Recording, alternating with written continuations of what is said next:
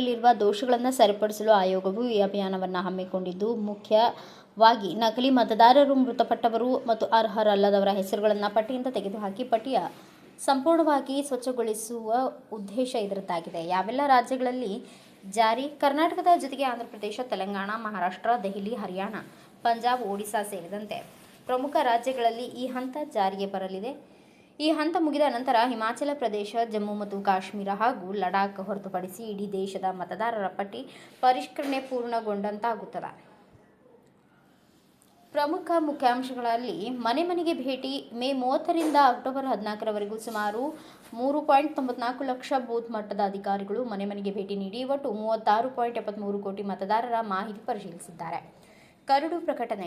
ಪರಿಷ್ಕೃತ ಮತದಾರರ ಪಟ್ಟಿಯ ಕರಡನ್ನು ಜುಲೈ 5ರಿಂದ ಅಕ್ಟೋಬರ್ 21ರ ಅವಧಿಯಲ್ಲಿ ಪ್ರಕಟಿಸಲಾಗುವುದು.